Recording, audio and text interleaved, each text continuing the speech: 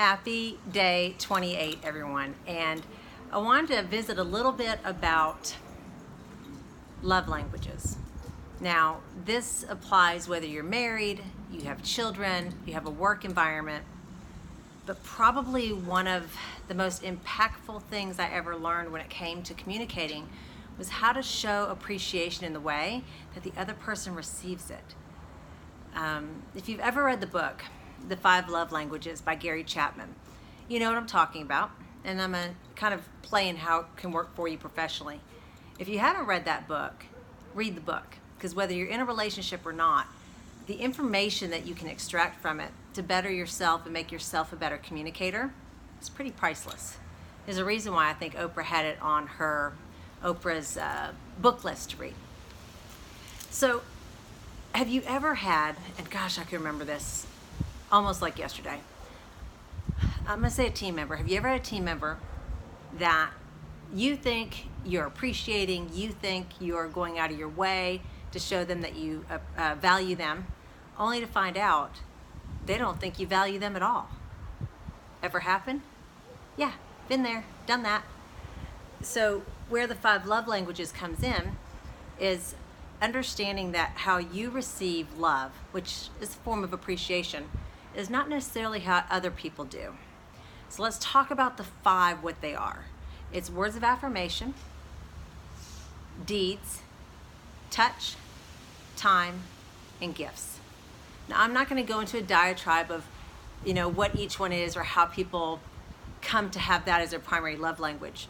A lot of it has to do with upbringing. However, in the workplace, it can be pretty easy to spot what someone's love language is, meaning how they ideally receive that appreciation.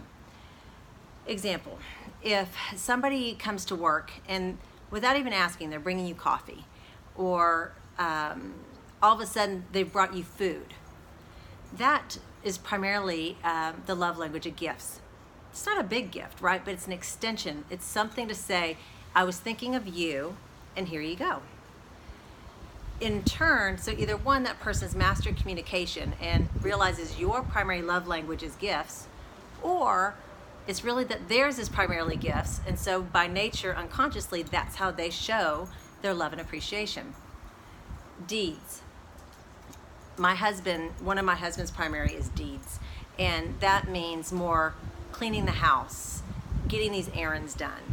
Those things that, by doing so, take them off his plate. For me, it's not deeds. So I do deeds with the intention of showing my husband how much I love and appreciate him. Words of affirmation probably sounds pretty easy, right? It's giving people genuine, direct feedback of how much you value and appreciate them, what they bring for the company, for their team, for you, for that matter. Let's see, time. Time is kind of what it sounds like as well, which means individual, one-on-one, quality opportunity to be present with one another. Again, at work, this can show up by somebody asking for a meeting, and not a meeting to talk about deliverables, but just more of a meeting to share with you where they are and what's going on. So that's time.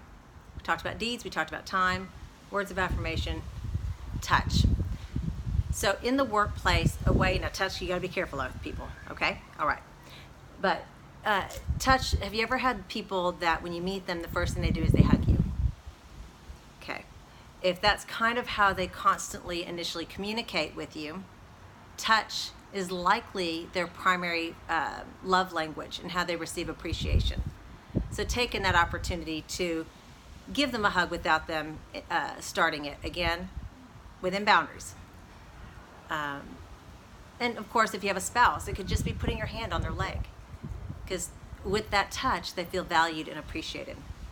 So if you haven't read the book, and again, understand, this isn't just for amorous situations. Everyone in your life wants to be valued and appreciated. Learn how to speak it in their language, and they'll receive it easier, and it'll be clearer. I hope this was helpful. Communication is one of my strongest suits when it comes to teaching leaders, and use this information to your benefit. Have a great day.